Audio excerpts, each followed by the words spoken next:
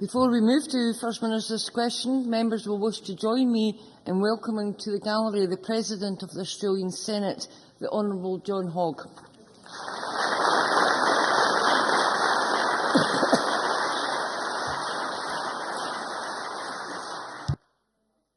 I move to First Minister's question. Number one, Joanne Lamont.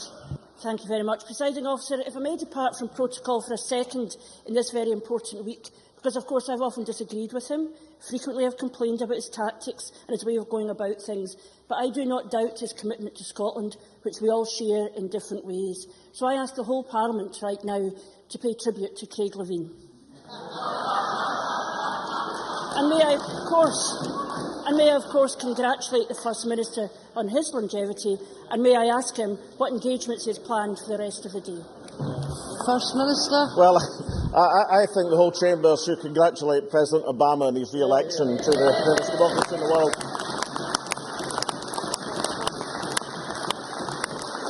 And Glasgow Celtic over their outstanding victory over what many people think is the greatest team in the world. Joanne Lamont. I have absolutely no difficulty in agreeing with the First Minister on those two counts. First Minister, according to Audit Scotland, the NHS has an outstanding £1 billion bill in terms of repairs. We have lost more than 2,000 nurses. The First Minister has imposed real-term cuts to the NHS of almost £200 million. Yesterday, the Auditor-General, Caroline Gardner, said the NHS in Scotland was on, and I quote, an amber warning. Does the First Minister agree with the Auditor-General? First Minister. Well, the Audit Scotland report obviously pointed out that Scotland's health service was well managed in terms of its finances. I know that Joanne Lamont will want to concede now there are more people working in the National Health Service in Scotland than when the SNP took office. And more importantly, perhaps, on every single judgment of output on waiting lists, patient care, Scotland's National Health Service is performing in outstanding fashion. Joanne Lamont. I have to say that the First Minister's breathtaking complacency in the face of a serious warning from the Auditor-General that the NHS is on an amber warning does him and his government no service whatsoever. People of this country deserve better. It is clear the First Minister doesn't agree with the Auditor-General then on the NHS. And when we said that the Scottish Government had cut spending on colleges by a quarter, both he and his Education Minister said we were wrong. They said we were scaremongering.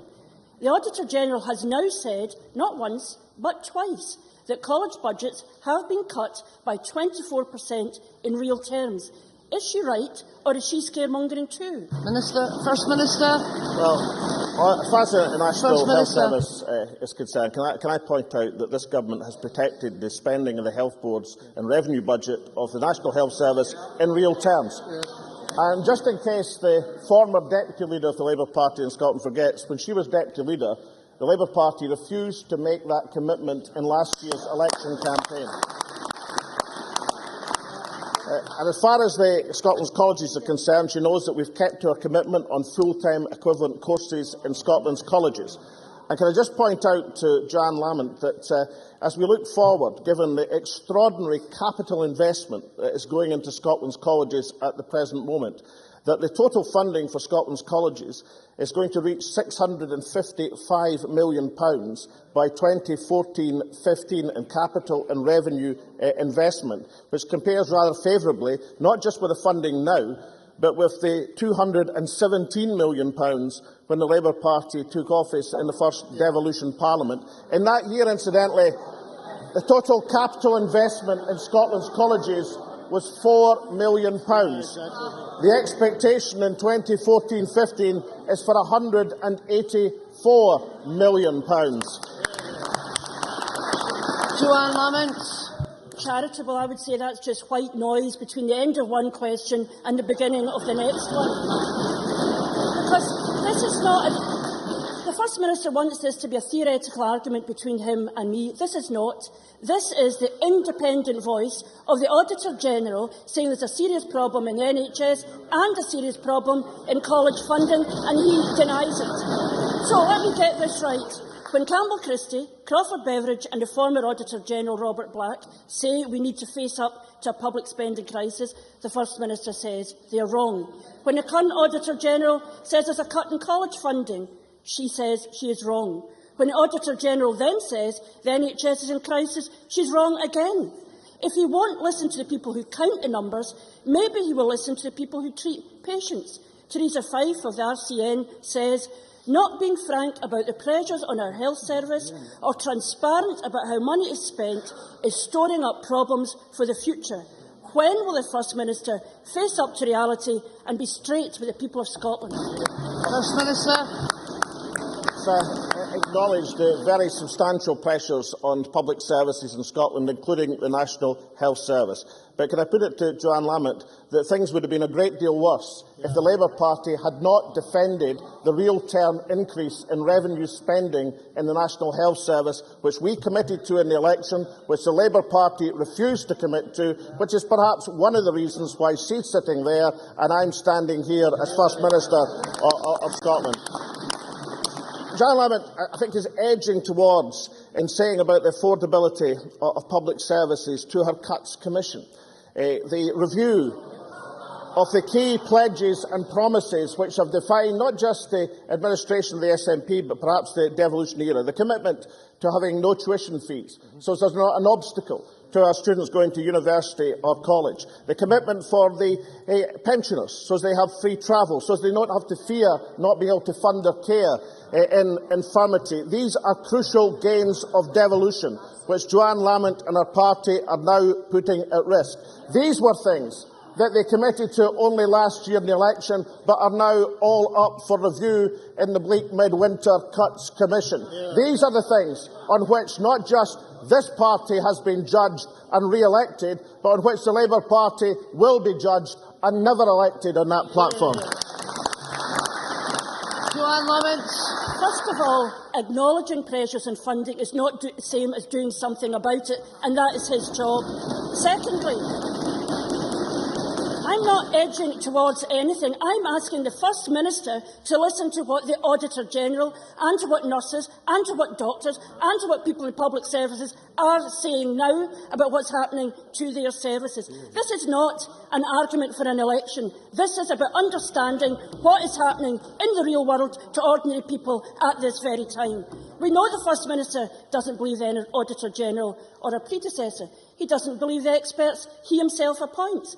Can I ask him, does he believe himself when he, Alex Salmond, said, and I quote, politicians should have a higher duty, and the duty is more to the economic cycle than the political cycle.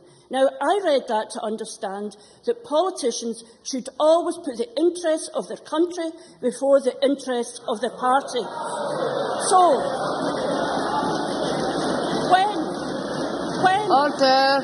when will he come and join the rest of us in the real world? When will he face up? When will he face up to the cuts happening now in the real world and the £3 billion worth of cuts he is delaying until after his referendum? Does Alex Salmond still believe Alex Salmond, or has he joined the rest of Scotland in not believing a word the First Minister says? First Minister.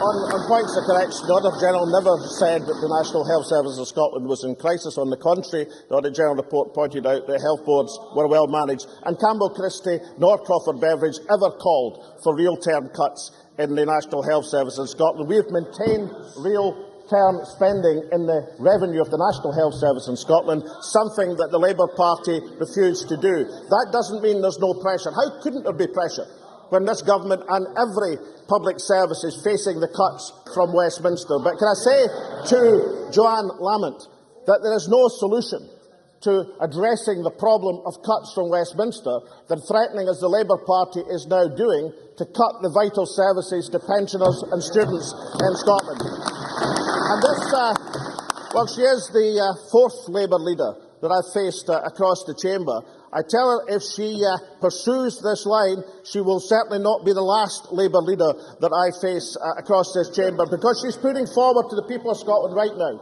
the incredible proposition that somehow free care, personal care for the elderly is unaffordable, that free concessionary fares for the elderly are unaffordable, the abolition of student fees, tuition fees is unaffordable, and all the range of other things she wants to cut from the Scottish people, but she maintains the £163 million that Scotland currently contributes to the furbishment and refurbishment of the Trident missile system is somehow affordable.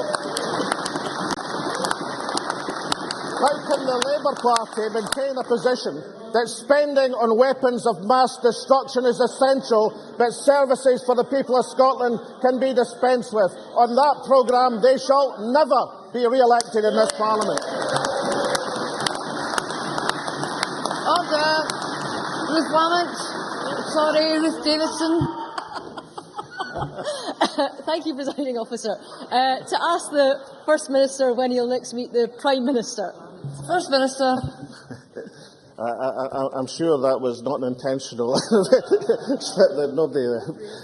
But maybe appropriate given the circumstances of the Better Together campaign. But nonetheless, I have no plans to meet the Prime Minister in the near future. My apologies, Ruth Davidson. Thank you, Presiding Officer. Let's stick with the Auditor General, because this week Audit Scotland published a highly critical report showing that reoffending costs Scotland £3 billion a year. The First Minister has had 5 years to get this right, so why, according to the Auditor General, is there such, and I quote, a mismatch between what is delivered and what is known to work to tackle reoffending? First Minister. Can I say to Ruth Davidson, there are substantial signs of progress in the Scottish justice system. You don't get the lowest level of recorded crime for 37 years without establishing progress within the justice system. That is something which I believe has been largely contributed to by having police across the communities of Scotland, 1,000 extra police, which the Conservative Party in this Parliament, of course, support and say they support, but it's belied by the action of the Conservative Party at Westminster, where they're radically cutting police numbers south of the border. So we take with great care and attention, because reoffending rates are a key issue and concern of this government, suggestions and positive suggestions from anyone in this quarter. But I think in reasonableness that she would concede that the criminal justice system, in terms of what matters, that is the falling rates of recorded crime in Scotland, is performing very well for the people of Scotland. Ruth Davidson. Well, the Auditor General seems to think that what matters is having a reoffending programme that actually works. Audit Scotland says that the government is spending money on programmes not known to work. It says there needs to be stronger national leadership. It says there's a lack of cohesion. It says that reoffending rates are relatively static. It's also looked at the government's plans to make things better, plans that have been up and running for more than 6 months, and they say that there is still an urgent need for improvement, and I quote, in all areas. Communities across Scotland are seeing the same people committing the same crimes time after time after time, and whatever the First Minister is doing now isn't working. So when is he going to do what Audit Scotland are urging him to do and get serious, not just about crime, but about reoffending? First Minister.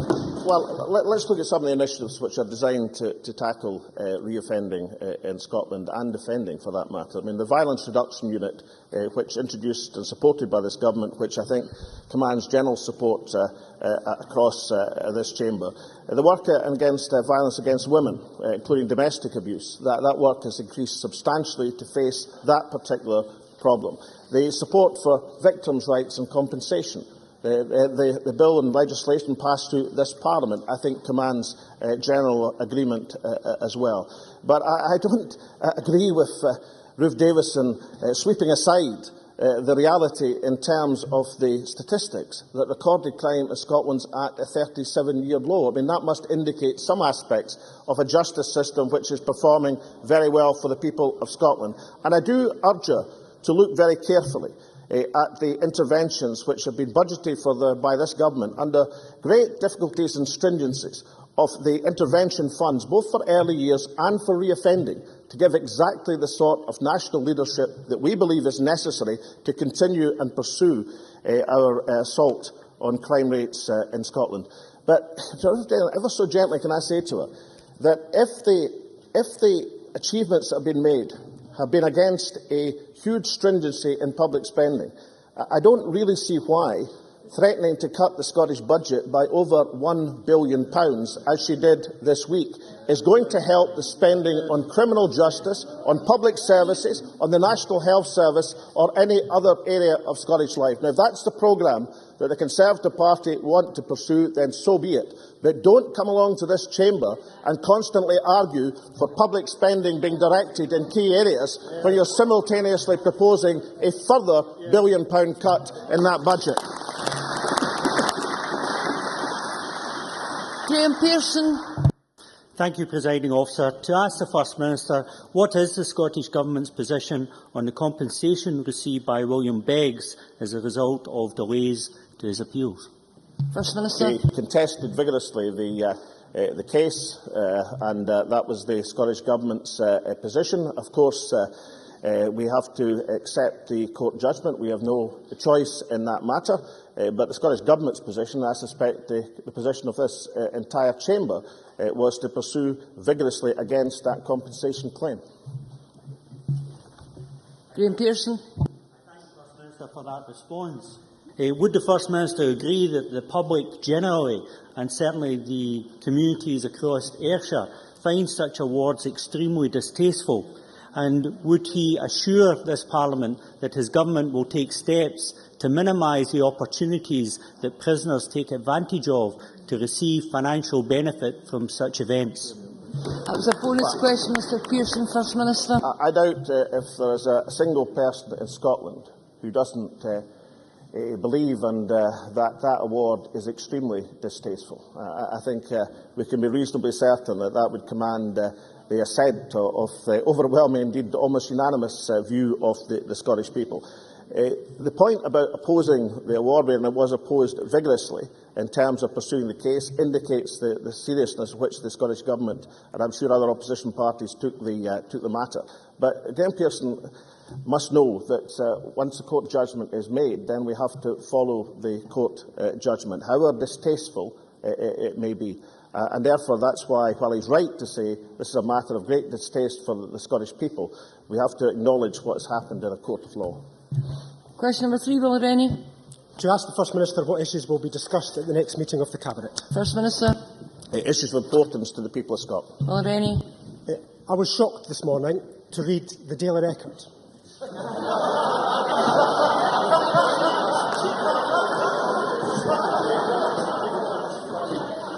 But in the Daily Record this morning, and this is serious, in the Daily Record this morning, pharmacists were being condemned as methadone barons. Does the First Minister think it's right for frontline health professionals to be attacked for simply carrying out the government's drug strategy, a strategy agreed on a cross-party basis in this very Parliament? First Minister. I think it's hugely important that we maintain the cross-party consensus in Scotland's policy against drugs. Almost 20 years ago, I joined a cross-party initiative in Scotland Against Drugs, a cross-party political initiative, and watched that initiative, which was, I think, well-meaning and well-meant, dissolve into acrimony between the competing claims of a variety of treatments and approaches to the drugs issue. And at the end, to some extent, it didn't actually matter who was right and wrong, because so much attention was given to the variety of differences in the treatment that meant that the policy itself was compromised. So I think that the road to recovery policy agreed by this Parliament, across this Parliament, is hugely important. That doesn't mean it's perfect, it doesn't mean it's not capable of improvement and amendment, but maintaining that consensus around the road to recovery, I think, is of paramount importance. And if we don't do that, then we shall fail not just the people suffering from drug abuse and their families, will fail all of the people of Scotland. Will Rennie. Can I thank the First Minister for that very sensible response? I'm reassured by what he says. We're now in the situation where the people being attacked by MSPs are not drug dealers or pushers, but the pharmacists in the community working on the drugs programme. It's not easy work. I've seen the work. It's not pleasant, but it benefits everyone. Methadone has cut deaths, it's cut disease, and it cuts crime. MSPs, as the First Minister says, should not be seeking to close down treatment options and attack the staff delivering them. The scandal, actually, to be honest, the scandal is that methadone is not methadone for drug users. It's that drug addiction remains so rampant in one of the world's most wealthiest nations. What leadership can the First Minister provide so that our drug strategy is based on evidence and the expertise of our health professionals? First Minister. I don't think that the views which Willie Rennie cite are general across this chamber, and some people are entitled to their views, but I think it's far better to try and achieve the consensus around the road to recovery, whatever amendments and improvements we choose to make. I think there should be a recognition that the problem is hugely serious, as indicated by the number of drug-related deaths.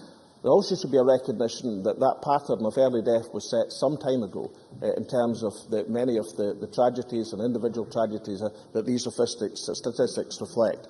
But there's also indications in terms of dropping drug use among young people in Scotland. The incidence of drug use across the general population in Scotland is also falling.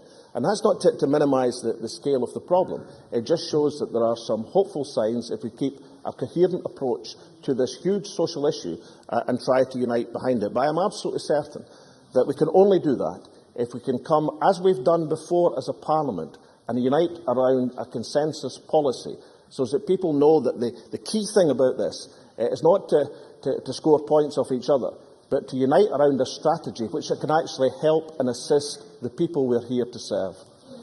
Question number 4, Maureen Watt. To ask the First Minister what impact fungal diseases will have on trees in Scotland. First Minister. Well, can I thank Maureen Watt for raising this hugely important issue. Members will be aware that ash dieback has been detected at some sites in Scotland. Over the weekend, at the start of this week, Forestry Commission officials worked around the clock, completing a rapid survey to identify potential distribution of the disease in Scotland. I'm sure the Chamber will join me in thanking all of those who helped undertake this work. We've also responded to requests for assistance from Forestry Commission England this week and set 15 staff to help complete their survey.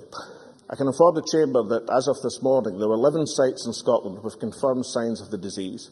Because infection from ash dieback is seasonal, we have a window of opportunity to further develop our plans to mitigate its impact.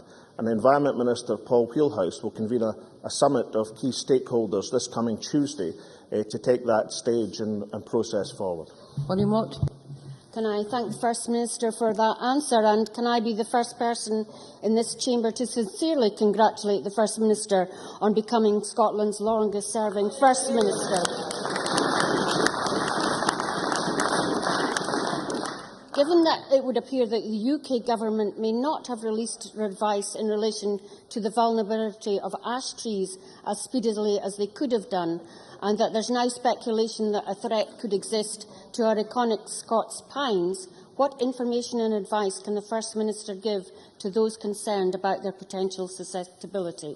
First Minister. The Forestry Commission have been undertaking regular surveys of the pine species. We are monitoring the impact on Scots pine closely. Trials of forest management techniques and chemical treatments are underway to identify ways to manage the risk that the disease poses to these trees. We are doing everything we can as a government to protect, as the member rightly describes, the Scots pine species, which is truly iconic in Scotland. Rob Gibson. Thank you, Presiding Officer. Given the expressions of concern about various species in Scotland, isn't it time we had a national plan in Scotland for tree health and biosecurity, and that this Parliament could take a lead that would set a new tone to this debate in the whole of Britain? First Minister. I think that's a very positive suggestion, and I undertake that that's considered at the meeting that will be hosted by Mr Wheelhouse with stakeholders this coming Tuesday. Question number 5, Jackie Baillie. To ask the First Minister what steps the Scottish Government is taking to improve treatment for people with dementia. First Minister. Well, as Jackie Baillie, I'm sure will agree that the key to effective treatment of dementia is early and accurate diagnosis. The latest figures show that the heat target introduced by the Government have led to a 39% increase in diagnosis of this condition. This is to be welcome, but there is no room for any complacency. In working with Alzheimer's Scotland, we will be putting 300 dementia champions in place next year to ensure people who receive a new diagnosis of dementia are entitled to a minimum of a year's worth of post-diagnostic support. This is further to the announcement just last weekend that all health boards in Scotland have now appointed an Alzheimer's Scotland nurse, as we work to do everything we can for people with dementia, their carers and, of course, their families. Jackie Baillie. Can I thank the First Minister for his response and very much welcome the progress made. I'm sure he would agree that the 14 additional specialist nurses does need to be set against the cut of 2,500 in the overall number of nurses across Scotland. Could I bring to the First Minister's attention a Freedom of Information response from NHS Fife, which says that during 2011, the highest number of bed or ward moves for a dementia patient in a single hospital stay was 13. Does the First Minister share my view that this number of moves for dementia patients is unacceptable, and what measures will he take to eradicate the practice of boarding out from our NHS? First Minister. Well, it's precisely why we've introduced inspections of hospitals to address such concerns. But can I just say to Jackie Baillie that her comments about the appointments, I think, do her less than credit. And I think I would prefer the views of Henry Simons, the Chief Executive of Alzheimer's Scotland, who said, and I quote, "Completing these appointments is a significant milestone in our attempt to ensure that people with dementia and their families within general hospitals are treated with the utmost dignity and respect at all times." He gets the point which Jackie Baillie fails to get, that these appointments are directly to ensure that people with dementia and their families are treated properly across our excellent National Health Service. Stuart McMillan. Thank you, Presiding Officer. Can the First Minister provide an assurance that driving the National Dementia Strategy forward will be enhanced by the Integrated Social Care Strategy? First Minister. Yes, I can, and I'm sure that it will. I mean, this is Scotland's first dementia strategy. That was completed in 2010 has now been taken forward. I think it reflects the recognition, which I'm sure is shared across the Chamber, that this condition is of extraordinary seriousness in modern Scotland. Margaret MacDonald. Thank you, Presiding Officer. I'm glad to hear the last part of the First Minister's answer, but I have my doubts, because the people who are working in the integration of health and social care services at ground level just now are under great stress. And they're trying to do everything at the one time. I would imagine that this might be an extra task too far.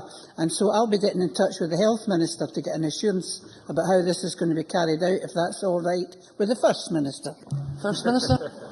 Well, I'm sure that Margaret MacDonald's efforts in this direction are much appreciated, and that is part of the process to ensure that our National Health Service responds, as I believe it does, to the needs of the Scottish population. Question number 6, Liz Smith. To ask the First Minister what support the Scottish Government is providing to female college students. First Minister. Well, the number of women students attending colleges has been maintained at 65,000 full-time equivalent places. This is the same level that was delivered in 2006-2007, and that's been achieved through the Scottish Government's support for college students, including a 42% increase in funding for childcare, which is of crucial importance to many female students. Liz Smith.